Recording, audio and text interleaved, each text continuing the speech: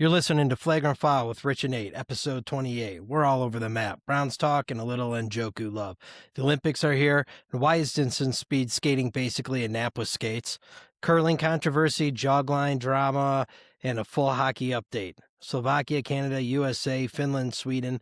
The Avs are cooking, the Wild have goalie depth for days, and the Ghost Pirates are clinging to the fourth spot in the Kelly Cup quest after dropping 2 to the Solar Bears and Icemen. Wrestling, Ohio State, Penn State, Iowa, Michigan, Berg Raw, and we revisit Vision Quest. Was there a mislock hands call? And don't forget, Banger of the Week. Let's go. The run is out. Run is out. Yeah. Hey, Cleveland roof with a reckless style. Take so bold, they're flagrant foul. House on the ice, know that they pride. Wrestle and talk about culture, ride from Rich to Nate. It's full court wild, say back press play. It's flagrant foul. Yeah, it's flagrant foul. Welcome everybody to episode 28 of Flagrant Foul. I'm joined with my co-star, Rich. He does not have a torso here today. Just a floating head. I'm a star now. Is my video jacked? No, I'm referring to your Oh, camouflage. my camo fit I got going on. Yeah. Well, welcome everybody. We got a few things to get to. I know we're a little later this week. We're busy people.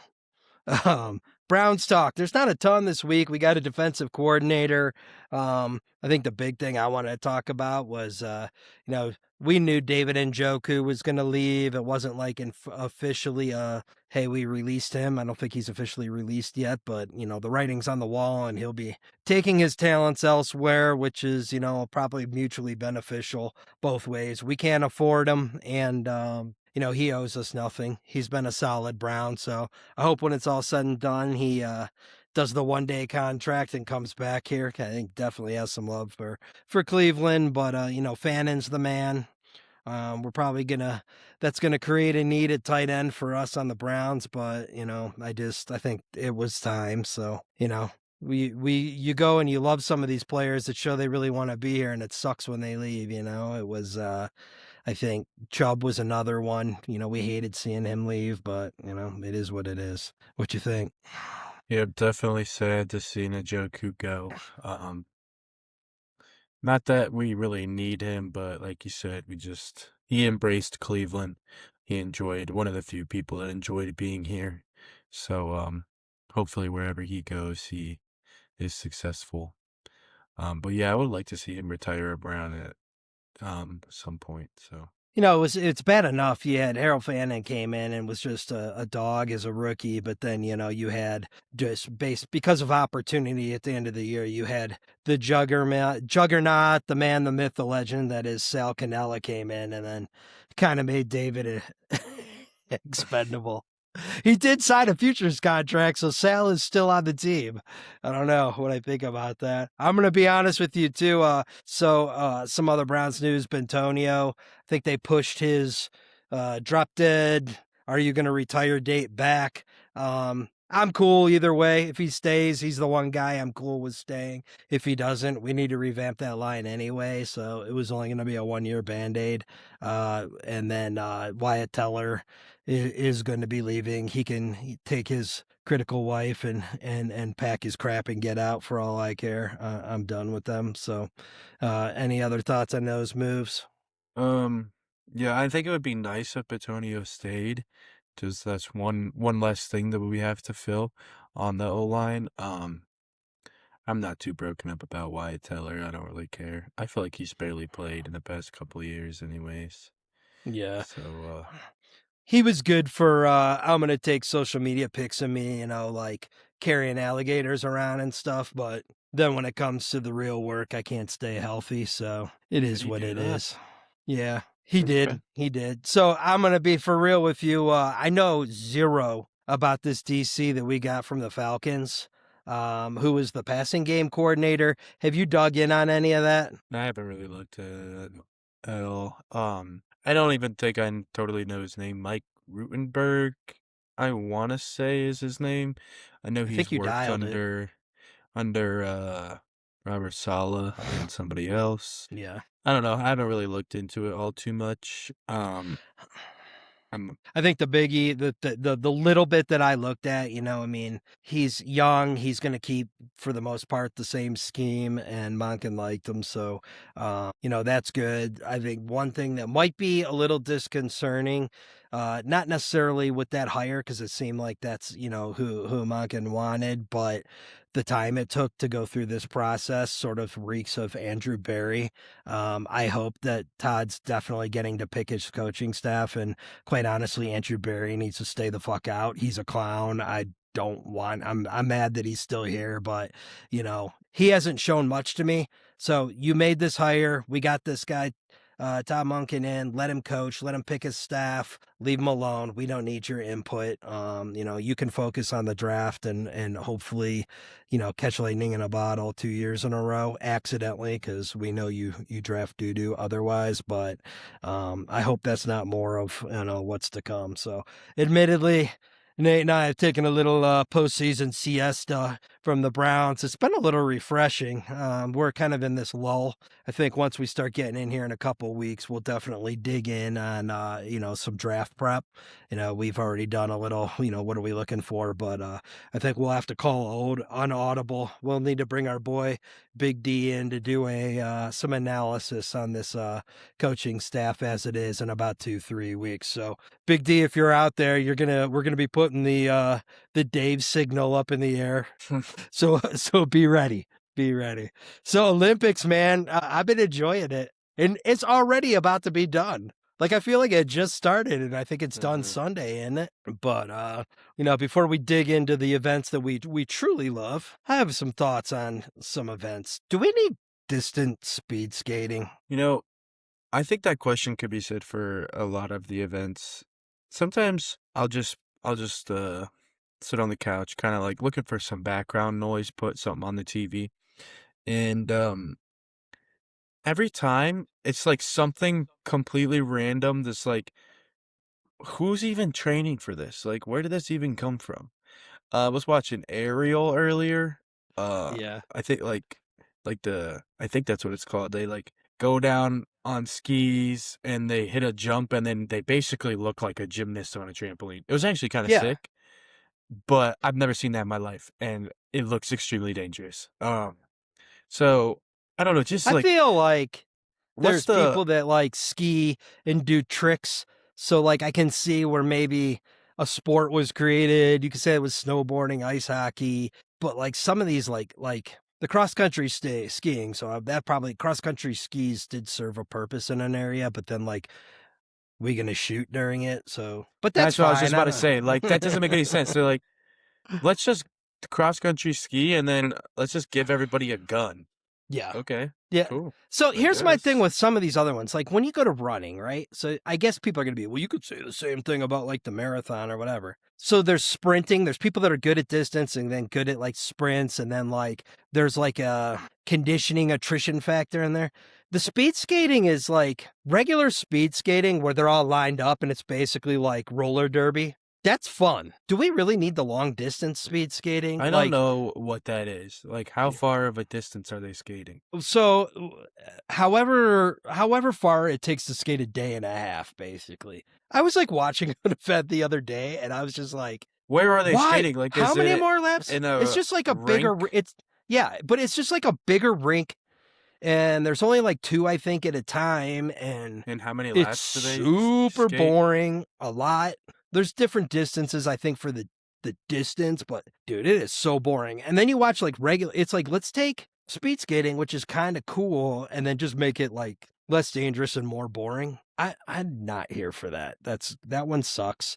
I am all about the curling, and if I can say there's the breakout sport of the 26 Winter Olympics is like, you got people looking jacked in there. The swag factor is pretty good. I've been impressed with the fits of all the different teams overall. And then quite honestly, the best thing to happen, like, I shouldn't be surprised, but of course there's the sneaky Canadians try to pull a fast one with the cheating scandal, and then the dude forgot it was 26, and we have camera angles, okay, of what went down, but it was probably the best thing to happen because definitely created a buzz over these Olympics. But some terminology that I've now been hip to over the last week is I believe you can touch the handle on the stone up into crossing the hog line, which, you know, in my line of work, that's definitely a completely different connotation. I don't know. But I don't know. I heard I was just like, the best part of that, I was just reading, like somebody posted the video. You know, the comments on any social media are always there for the win. There's just like people are getting into like, I know every intricacy of curling. So they're all like dissecting what you can and can't do and arguing about it. And a lot of referencing the hog line. And then there's like 20 comments down. Somebody's just like, what the fuck's a hog line? And I don't know. I just like laughing my ass off, but found out a lot about it. But it's been pretty sweet. I don't know. I've When you enjoyed was it. still I've in? definitely enjoyed it. Yeah. I was watching I think it's called Moguls, the Yes. skiing down with that is insane. So explain to me how you don't have arthritis and all your ligaments gone. How are you still like alive? Had your legs not fall off, your knees just like disintegrate? Because they're going so fast. They're just like, and Dude, I how saw much this one like person. their knees are like, It's insane. It's insane. But I saw this one person, and like they literally accidentally didn't die. Like everything had to happen perfect, or I think, were going to perish on live television. They're going down, then they somehow I think they either got backwards and then I hit a saw jump that. and then did the backflip and then landed backwards, or were they going forward and then I think they did a backflip. Like They were one going is backwards thing going backwards, right? Yeah, but then also hit the ground and then somehow was completely flat, but then somehow skied out. It was crazy. It very well could have been the greatest thing I've ever seen in my life. That looks like when you talk about low impact sports, that seems like the highest impact sport. I don't know how you have knees after that. I saw a video, somebody was comparing the Winter and Summer Olympics, and I think they made a fantastic point. The Summer Olympics are I can't remember the words they use, but they're like, oh, how fast can you run? It's like your and classic track. You're just sports. doing whatever. And then the Winter Olympics are what can I do without dying? How far can I go without being dead? It's crazy. It's sort of like, the original Greek Olympics, around a warm climate around the Mediterranean. It's like, it's like your combat, running, throwing, typical I can do in a loincloth type of sport. Winter Olympics are they have gone from let's have a Winter Olympics where there's some cold sports that you do in Russia, Canada, Norway, to it's the X Games now. It literally is. It's insane. And yeah, it's crazy. I think that the Winter Olympics have always been second fiddle to the Summer Olympics. I don't know if it's because I'm older now, and now I've actually paid attention. But the Winter Olympics are awesome, and they might be better. Yeah. I would much rather watch any of the skiing, snowboarding over any of the track in the summer. I could care less about anything in track in the summer. I would like to shift to do so if we look at winter sports, so winter, typically it's cold weather type of activities, but you could also go by seasons, which winter is typically a wrestling season. Summer has too many sports. If we just moved wrestling to the Winter Olympics and left it alone, hands down, wouldn't even be close to and it would be the best. I feel like basketball is a winter sport as well. Why is that not in the Winter Fair. Olympics? But I just remember there's another skiing one that's new this year. I cannot remember what it is, but they have these things on the bottom of the skis, and they essentially just run straight up the mountain, and the things on the bottom of the skis make it so I guess they don't slide. Yeah. Yeah. They get to the top, and they do a little hop and rip them off the bottom, and then they fly back down, I guess. I don't know, but I saw something. I don't know exactly the numbers here, but I want to say it said something along the lines of this guy ran a 6-minute mile pace up a hill or up the mountain on skis. I want to say it was 6 minute. Can't remember exactly, but it was an absurd number for being on skis and going uphill. Wow.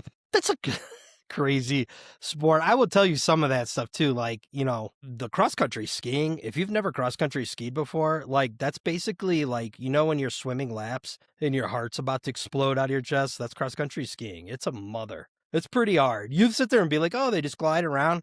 there's very little gliding and a lot of like maximum exertion going on. But I don't know. Like I said, I've really enjoyed it. I've enjoyed the curling. I think that's definitely a fun sport. There's some strategy. If there were like, if that was on the Ocho, we had some like sponsored teams, like I could be 100% into that. You know, I was also trying to think of like some ways to punch up some of these more boring sports in the Olympics, like, you know, the speed skating, which is already pretty cool. The short track one. Like if we just threw some like Mario obstacles in there, like we're throwing like mushrooms across to people that you had to like duck dive, dodge, whatever. That could make that more fun.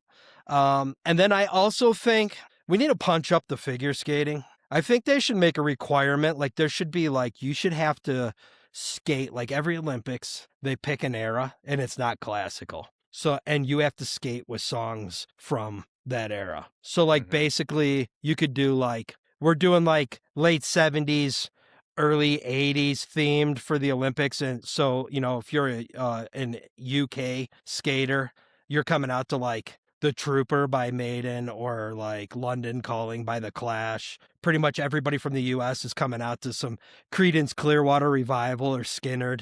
Like, I think we need to do it that way. That's just my thought. I think you could definitely make it more interesting, but I was like, I'm like cruising through the break room yesterday and they had women skating on and I think they were like, my boy Tara Bear and I were you know, had a little commentary on the Olympics this year, and we were both like talking about punching up with songs. And some chick went out there and skated to like "Stairway to Heaven," and I was like, "This is like a 9-minute song."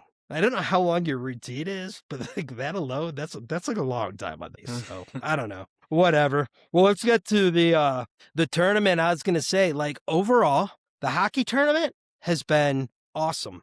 And I know France and Italy took it up the hoop pretty hard to Canada and the US. But otherwise, I think they were pretty competitive. But then, like in the quarterfinal round, you know, I know the Swiss lost today, but hell, they're, you know, no NHLers on that team. Something to be said about a collective, cohesive group that plays together instead of a collection of all-stars that are trying to gel in a week and a half. Like, impressed with that team's performance. Absolutely. You know, the Czech team, man, they almost pulled one off today. Marty Net just showing out. Dude is fast as hell. I don't know if you caught any of that game. You know, playing against Canada, he looked as fast or faster than McDavid on the ice. He looked good, which is good to see. He injured coming into this, so I got to feel for the Avs are feeling good about where his game is coming out of this. I think Sweden gave the U.S. everything that they could handle. Both those games went to OT. Thank God, because I know, look, Nate's going to dog on me. I am pro Team USA, and I would love to see my boy Brock win. And now I am for sure. You know, I do love Sweden and my boy Landeskog, so, but he's out. But I wish Matt Tkachuk would shut the fuck up. Like, Brady Tkachuk looks like a power lifter and would absolutely rip your head off. Matt Tkachuk's just a rat, you know, and he's sitting there chirping to Draisaitl, always a bride, but they never a bride. Like, good thing you won an OT, because the heckling, like, you better be able to back that shit up. I just wish he would shut up. He annoys me. Outside of that, I do like that team. I do like the Hughes brothers. You're right. They got some dudes. Hellebuck is the goalie. I do want them to beat Canada because we need to save some face after Four Nations. But the tournament's been good, man. It's been exciting. Good hockey. Good to see the Olympics got the TNT crew over there. You know, I think the commentary has been really good, but I've enjoyed it. I don't know. Thoughts on the tournament so far? Yeah, you're making me mad with this USA. It's literally one hate. person. It's literally Like, Tkachuk. How many Stanley Cups does Sidney Crosby have? Oh, he has 3. Okay, I was looking it up. I was just gonna say, you're like, oh, he needs to shut up. Outside of like Sidney Crosby, who in the entire tournament has more Stanley Cups than Matt Tkachuk? I would say maybe not more, but who all's on? Is there anybody on the Lightning on the Canadian team? Because that would be one place to immediately go. I don't know, but I'm just saying, Brad Marchand has at least as many. That's what I'm saying, though. Like, you want him to stop talking. He's got twice. He's got a million times the amount of cups that McDavid has. Okay, look, nationalities aside, He's this is a still controversial opinion. Brad Marchand, league-wide, rat. Matt Kachuk, league-wide, rat. Brad Marchand is a beloved character. I don't care. I would take him on my team. He's a good dude. He's a gamer. He's been good for a long time, and I think he's generally liked by the elite around the league. Matt Kachuk is just a dickhead. okay. Well, still, he has 2 cups. So he's allowed to do some talking here. Anyways, You should have did it. You In four, gotta- the thing, yeah, but do it in 4 nations, then talk. Don't lose why? last year and then talk still, now. But what did they get for winning 4 nations? Hi, we beat you. A guys. nice old pat on the back. That's what I'm saying. Like, if they're gonna win, we want them to win right now. Like Olympic gold medal over this Canadian team, that would be insane. And you're being a hater. Like outside of him, since you want to dislike him for whatever reason, I'm rooting for the U.S. Brady is cool. Both the Hughes brothers are cool. We got Brock Nelson. You mentioned. I have no problem with Austin Matthews. That Connor dude, I'll tell Hellebuck. you what, that poor guy is getting hated on by the Mapes fans big time. Is they're just like ripping because he fought. They're like, we have never seen him fight. Listen, you're a pathetic, consequential little franchise. You Toronto Maple Leafs.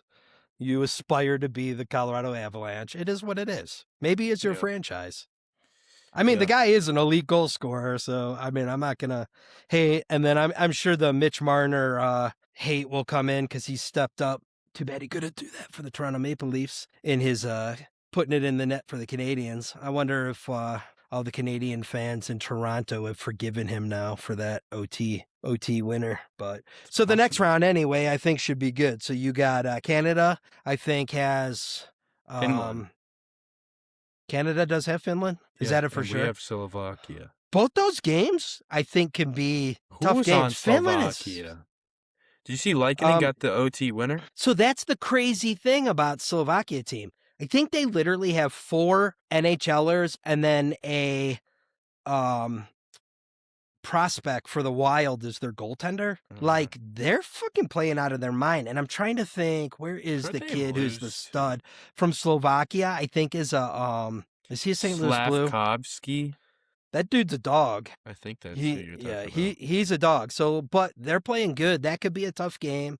And Finland, man, they're weird, man. They you know, they've been a little They up have and a down in good this team. tournament. They do have a good team, and I would love to see, you know, Likey buried the winner in that game today, so that was cool. You know, again, another Colorado Avalanche. They're just stepping up all over this tournament, and I'd like to see him and Kiwi get, you know, a gold, but you know, Rance is on the team, so I'm not going to root for them because I'm mad at him still. So whatever, we'll see what happens. I am going to root for them. Sweden beat Slovakia 5-3. We can beat them, bro. Yeah, but then you look at some like there other than Canada and USA that went into this 3-0.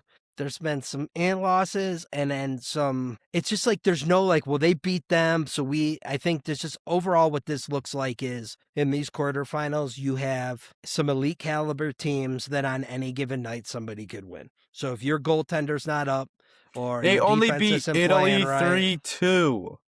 Who? Slovakia. Italy is poo. You're Look, tripping. no, I'm not. If you this is a team, should they beat But them? Yeah, they should. did If work you take Finland. them lightly, They did work Finland. who Finland beat Sweden, who we went to OT. That's what I'm saying. You just can't. Whose You team are don't. you If on, you man? have an off night, you're gonna lose. So, and I think that, like I said before, I think there's something to be said about these teams sort of gelling at the right time. So another thing I'll bring up, I think it's crazy. So you have, and I don't remember all the teams, but you know, you had Marc-Andre Fleury on the Wild, and then out of the blue this year, you have both goalies from the Wild are on the Olympic teams, and I'm trying to think, who are they playing for? Are they playing for the Czech team? Were they? I think so. But then the Slovakians goalie is the freaking AHL Iowa Wild prospect. So like, I don't know where all this goalie depth came out of the Wild organization, but you know, they're showing out pretty good in these Olympics right now. I just like too, like when you look at like the Canadian goaltending, it still irritates me that Wedgwood did not get a sniff at that net. It does that irritate me because Bennington is Garbo, and that's good for the U.S. in the grand scheme of things, getting what you want, yeah, it's a good call. But it's bullshit they didn't get on the team. Well, I don't disagree, but we're Well, not I need we're a not little. rooting for them. I need a little more outrage out of you. No. So We want the poop goalie in playing. yeah, well, it'll be a fun couple days. So I think we got the semis and then gold medal matches. I also think the format of this tournament, they should go once you've done the round robin. The round robin is your weed out the riffraff round. You 100% should be doing from the quarterfinals in should be double elimination because of the way you see. I don't think that like to have the Czech team eliminated and not have an opportunity to play back for bronze, I think is kind of bullshit because the way that's seeded going into the quarterfinals. I mean, if you truly want, your top 4 teams playing for, gold and bronze, I think all these quarterfinal losers should get another game to get to play in. But that's my personal opinion. There's only so much time to do this. Like, I think they could get it in. The semis are on Friday, and then I'm assuming the championship is on Sunday. So why can't they play tomorrow? Well, other teams played on 2 days. We've had other teams play. I mean, they just played on 2 games back to back the last couple days. I mean, if you gave them I'd be interested to see. I mean, yeah, you'd be at a little different. The disadvantage to you would be that you lost in that first round, but still think they should have the opportunity to maybe play their way back in that. That's my opinion. It kind of sucks. And like for Sweden too, I mean, you look at the Czech team and the Swedish team, right? Realistically, both those teams could or should be semifinal teams, and they're done. It sucks. So okay, well, only 4 teams make the semis, so maybe they should have won, pal. You're very cutthroat today. Because you're trying to make excuses. I'm not making excuses. We're rooting for the USA, man. I'm not dismissing that. We're focused on the gold medal game. I'm talking about this guy's focused still means on something to people. Not us. That's being a hater. Anyway, let's move on. To something. Hey, you know what they say: if you're not first, you're last. I'm going to move on to something I'm way more passionate about. There's my other teams. Browns are obviously number 1, and I got my Avs. USA, I'm rooting for them here for the Olympics. But, let's go to my clear-cut number 3 team. I'm very passionate about that. That's my Savannah Ghost Pirates. So Nate and I, when team is the Ghost. Yeah, when we said we were all in, we're all in on this bad boy, right? So who were your other teams? Week. We got right now, this is an ever-changing. My Browns 1, ND, and they're probably 4. ND's 2. I was going to say, because I could think of, I would assume Notre Dame and Avs are above them. Avs are 3, but I'm going to tell you what, you're going to be like, oh, what about Cavs, Guards, and all that? They're in the conversation, but my Savannah Ghost Pirates are sitting right now in the 4th slot. Part of that's because they're in season, but the other part of that is because, And I bleed Savannah Green, and you notice how the USA didn't make that list. What's your 6th team? Sweden.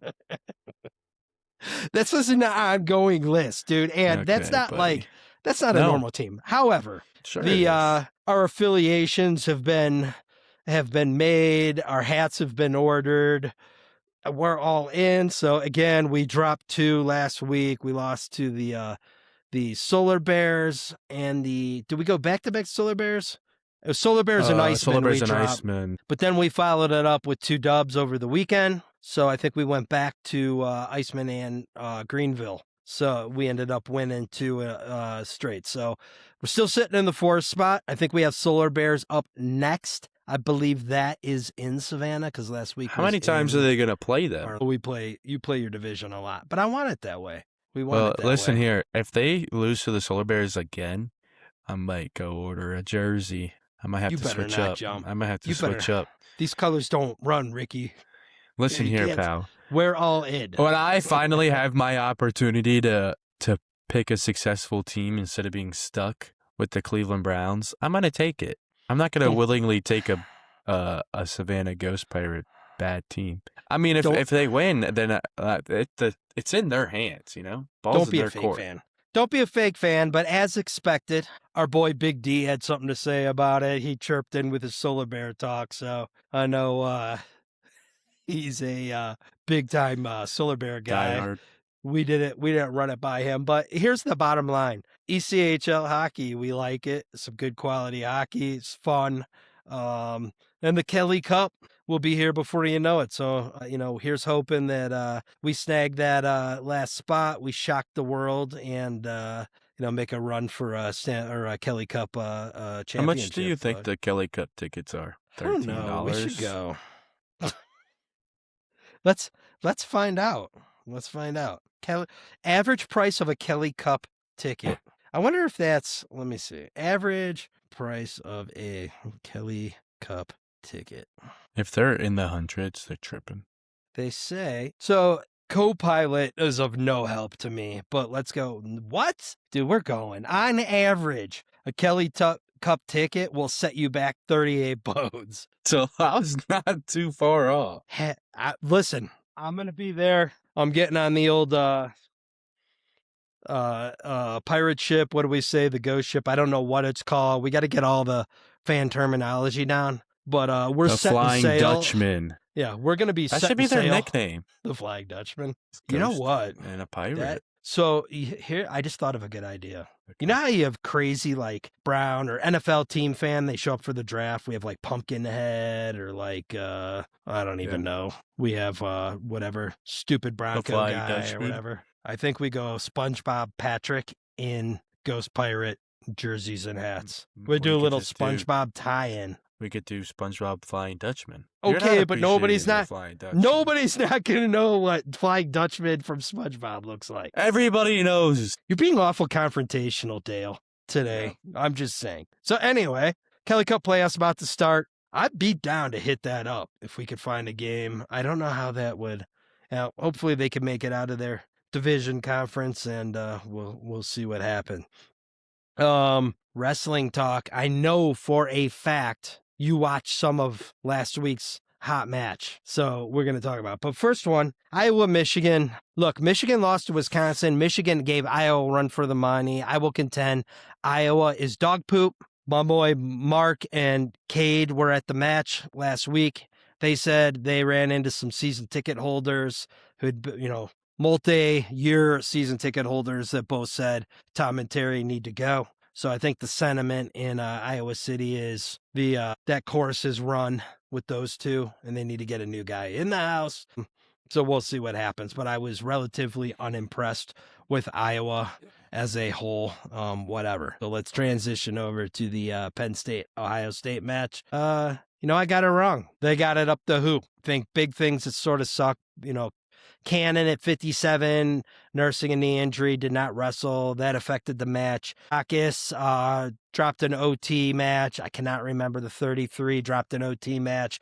Some things could have happened could have made it a better match. I think who's homeboy that transferred from Ohio State to Rocco Welsh. Rocco, he should have lost. Feldman looked like poop. I mean, just overall was not the greatest performance in the world. And I think Feldman's had a good year, but what scares me is like he got better coming into this year and then has wrestled solid all year, where I think some younger guys in that heavyweight are more athletic and have evolved over the course of the year. So that scares me. That I don't think he beats the Michigan kid. I don't think Feldman beats the Penn State kid at Big Tens, and that's going to translate over into nationals. We'll see what happens. I mean, I think Ohio State will be a better tournament team than a dual team.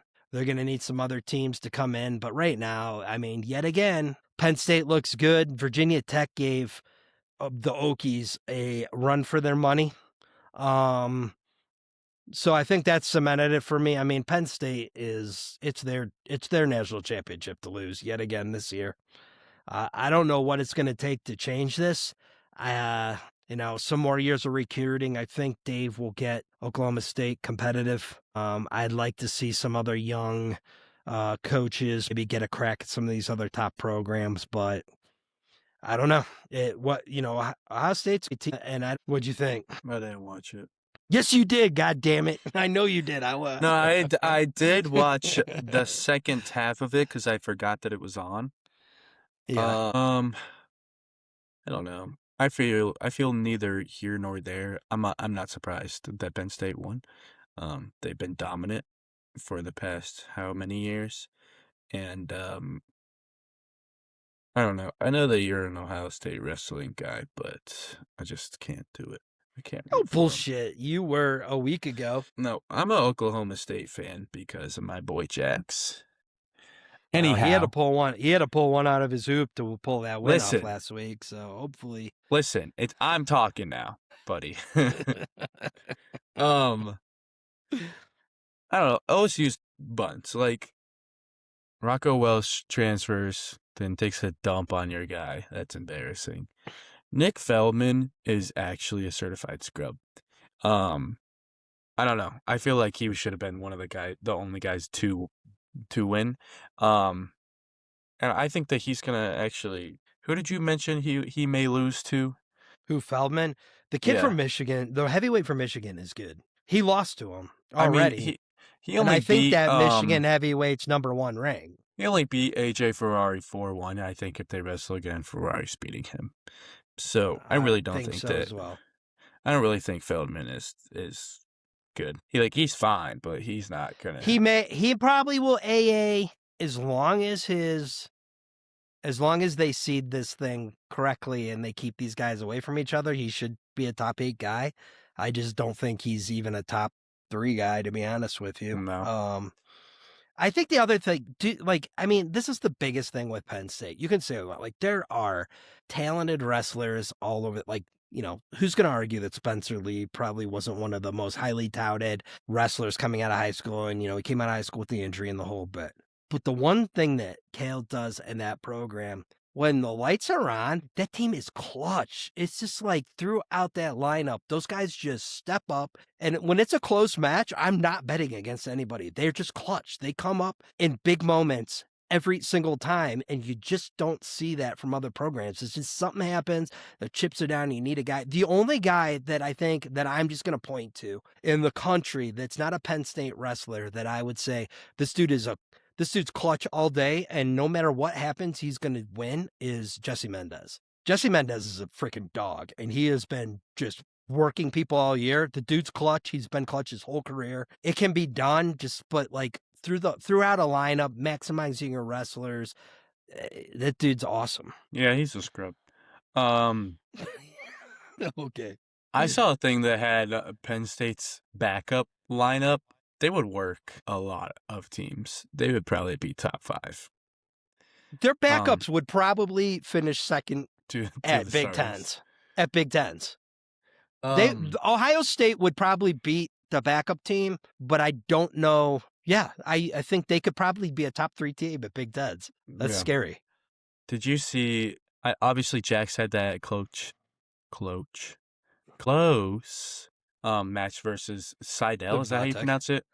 Another freshman, true freshman. But he came up clutch. Oh, he's That was a clutch. sweet match. But if he wrestles again, his red shirt's gone, and his next match would be versus Iowa, Drake Ayala. I think Jax would work him, to be honest. This is one thing that I'm people keep weighing. Technically, Jax could be a true freshman, and he is a true freshman in college, but like not left high school early in the whole bit. So for people to sit there and be like, oh, he is a year younger and he's burning red, not necessarily. Like, there aren't a lot of true freshmen that literally started school in August that, that's tough. You see a lot of red shirt freshmen, break on the scene, unless you're just absolute upper echelon, which I do think he is.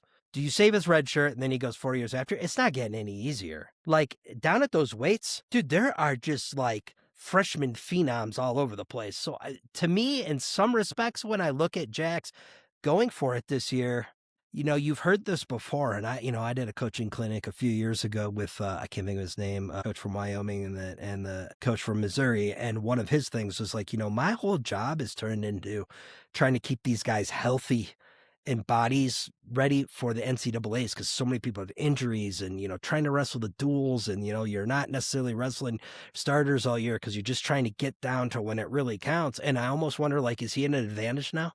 Because the dude's coming in fresh and healthy, whereas potentially you have other guys in the weight class that, they've been getting banged up, beat up. Doesn't mean that, guys aren't healthy right now, but maybe that's an advantage for him this year. I don't know that I almost From what I've seen from him, I mean, even if he takes an L right now, before then, who cares? We're not looking at being undefeated. We're going to be in a champion. So if anybody learns from losses and is just an absolute technician and will improve on that, it's going to be him.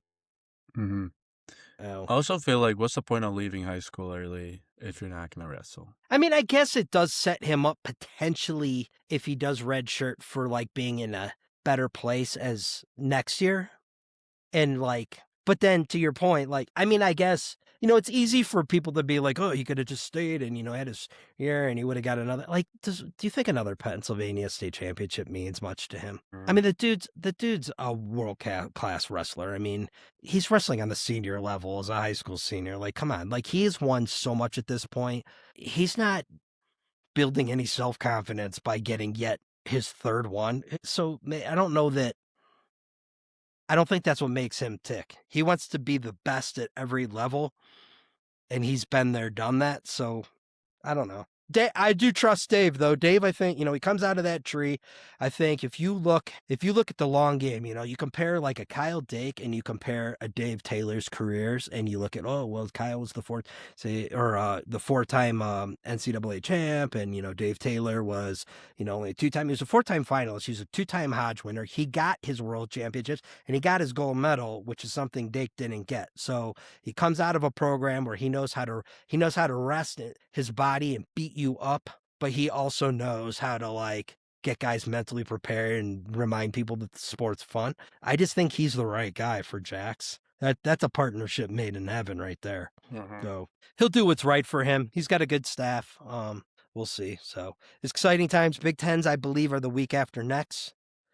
Maybe we can check a little of that out when we're on our trip. I think it is, maybe 2 weeks, but we'll get into that in a minute. But we got I do have some. I got a off the wall topic I got to talk to you about in a minute, but real quick, going in, we talked Berg Raw was last week. I'm not saying that I am a master prognosticator, but I pretty much dialed this match in as expected. Heidelberg ragdolled the Muskingum Muskies. Is that right? Yeah. What are they? The Muskies? 35-8 win. I pretty much called it. Lee starting us off at 25 with the tech fall. At 33, we did have a late substitution. But, and I'm going to give his name a shout out, Michael Finders, with a 10-3 victory with a spot call up in the lineup. That's a clutch performance right there. And then, I had, we knew Drew, we knew Travis were going to go in and light it up. And then I had pointed out that the 84 for Muskingum was one of their better wrestlers. But then the 74 freshman, Topinski, sorry I forgot your name last week, but it was having a great year. And as expected, it was a high scoring, high flying 16-13 Berg decision. And then did I not call it, Owen, with the pin? First period pin, 44 seconds. I knew it was going to happen all day long. Clutch performance. And they kicked some ass. So we knew that was happening. And we're closing in on tournament time. So they just had mid-states. What do we got? I mean, we're a week out of regionals, 2 weeks out of regionals? I think, I would imagine it would be next. I actually have no idea. Next week? Well, let's just check this out because I have it up here. But I believe... And we thought it was in Indianapolis. It is not. It is at OU. ONU. Sorry. So that'll be cool. And regionals are again next Friday. They start. So good luck to the Berg boys. You're close to home. Hopefully they sleep in their own beds. They're well rested. They go there. We get some people to nationals, which this year nationals look to be in Indy. So that would be cool. But go Berg. I got one more wrestling topic. So last weekend, old Beans came down with the nerdovirus Saturday nightish. So she was Saturday nightish. Nightish. So she was sick, long and short. So, we had a long weekend, and in my long weekend, I went down one of my rabbit holes and was watching the final match from Vision Quest. I have a bone to pick with the coach and the referee. So some biggest hyped up match all year. Loudon's going down. He's wrestling shoot. You know, it's not about the state championships or anything. It's about the glory. It's about going taking on the toughest guy. And you get some shoddy refereeing, and then the coach not even paying attention. We got like 15 people in the corner jackassing around. Nobody's paying attention to the score. I scored this sucker myself. So two things. It looks like at the break after the bloody nose, prior to, you know, Loudon getting his escape / throw to get the pin and win the match, he's down 8-7 on the scoreboard. I don't know who's scoring this sucker, but I watched it. It was nines. It was nines going into that. Okay. So Loudon, literally all he needed was the escape. He puts himself in unnecessary danger, and why coach isn't arguing that scoreboard is irritating.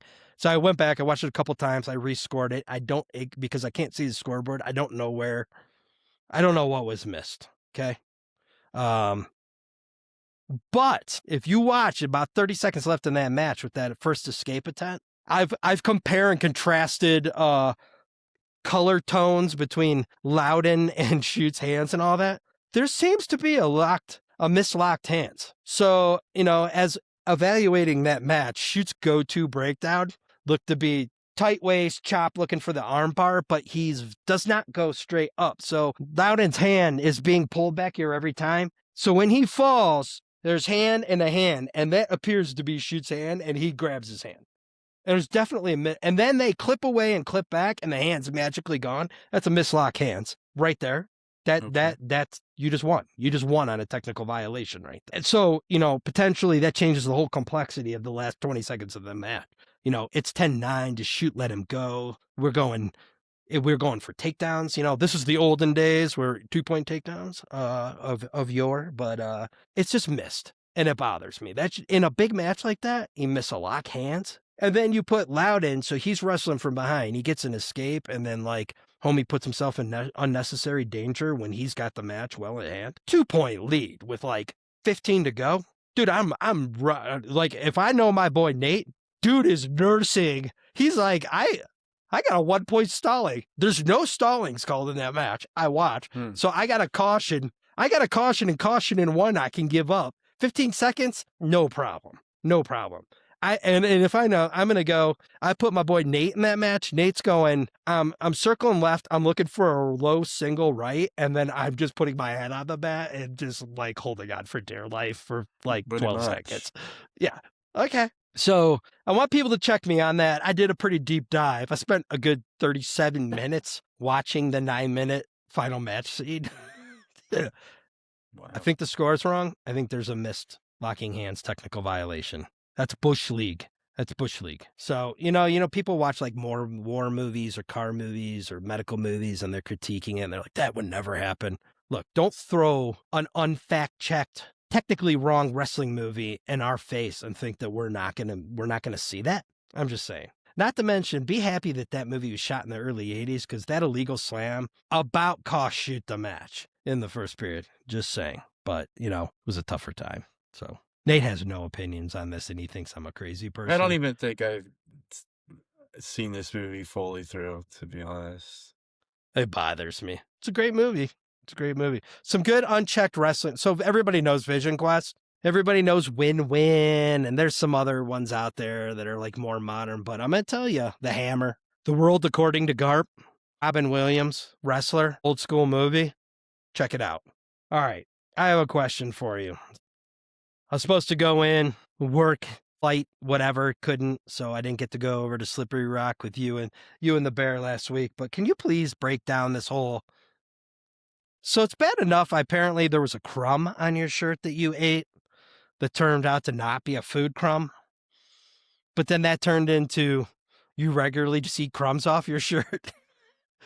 And they're not always food. Can you, I need some...